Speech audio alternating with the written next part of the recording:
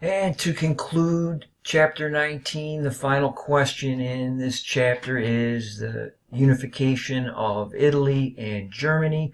And here you have a map from the textbook that shows the different sections of the Italian boot that would be unified basically by the House of Savoy. They controlled the Kingdom of Piedmont, and all through the 1860s, these different areas will be added in. Lombardy in 1859, and some of these other regions come in later in the decade. Finally, the two Sicilies are taken later in the 1860s, and then Rome in 1870 will be the last to be made part of the new nation state of Italy. After the failure of the revolution in 1848, more and more Italians looked to that northern Italian state of Piedmont, ruled by the House of Savoy, as their best hope to achieve unification. It was, however, doubtful that the little state could provide the necessary leadership until King Victor Emmanuel II named Count Camillo di Cavour as the prime minister in 1852, and Cavour's policies of economic expansion raised a lot of money that enabled him then to raise a large army. And this will then be allied with the French, and they will fight the Austrians and defeat them in different areas of the north in what is today northern Italy. And this success caused the nationalists in some of those other northern areas that we looked at on the map before, Parma, Modena, and Tuscany, to then desire to be in this new configuration controlled by the Kingdom of Piedmont.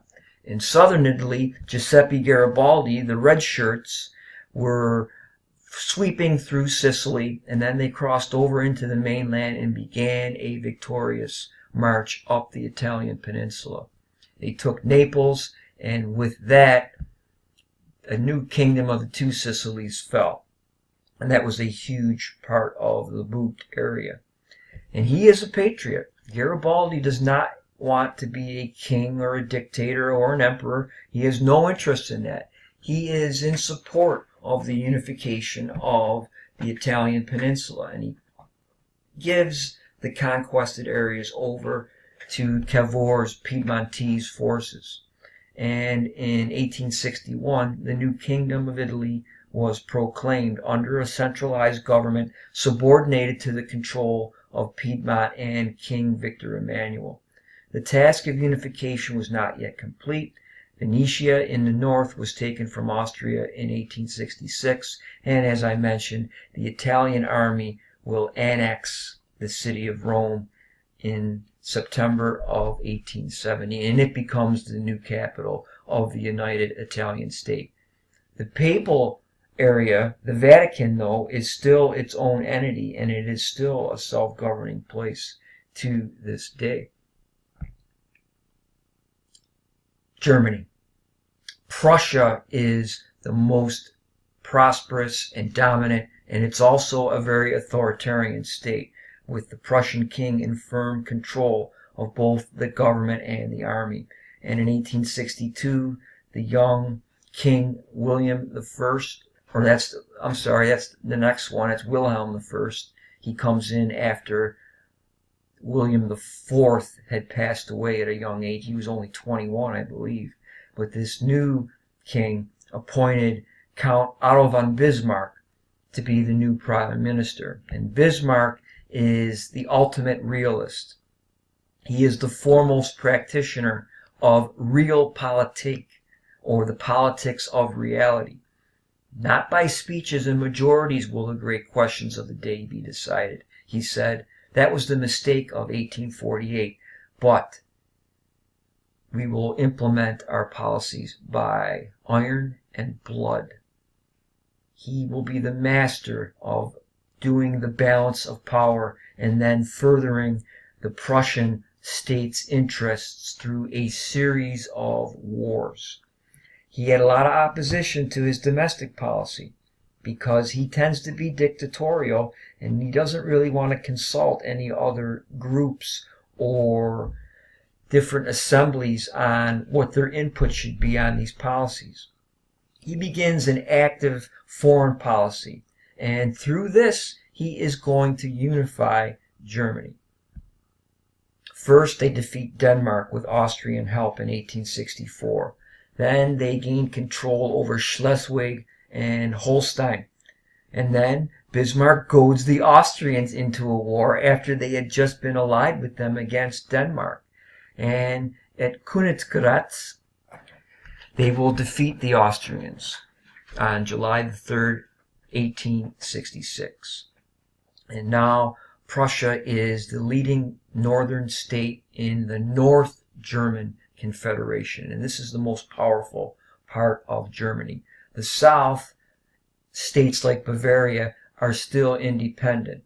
But now they are watching closely what is going on in the North. Next, Bismarck goads the French into declaring war. The Prussian armies advanced into France, and at Sedan on September the 2nd, 1870, they captured the entire French army and the French Emperor Napoleon III himself. Paris capitulated on January 28, 1871, and that's the end of the Second French Republic.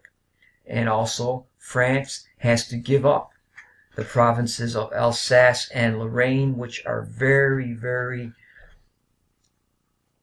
important natural resource areas for the extraction economy. There are great deposits of coal and iron ore in those two regions, and this will anger the French people greatly and leave them burning for revenge.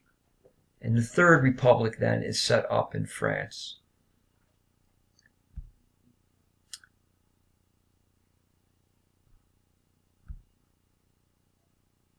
And even before the war ends, the southern German states had agreed to enter the North German Confederation.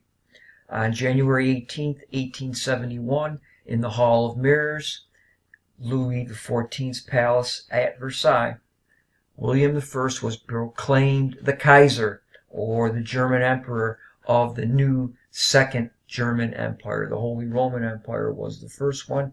Now the Second German Empire will be in existence until the end of the First World War. And here you have some of these different regions that are now all aligned into a unified German state. Mecklenburg, Karl Mecklenburg, will play for the Denver Broncos. James Oldenburg will be the chief of police in the city of Tonawanda. Very Germanic names. And here is a famous picture of the coronation of the Kaiser. He is now the emperor of the Second German Empire. That's him in the white uniform. And so ends chapter 19.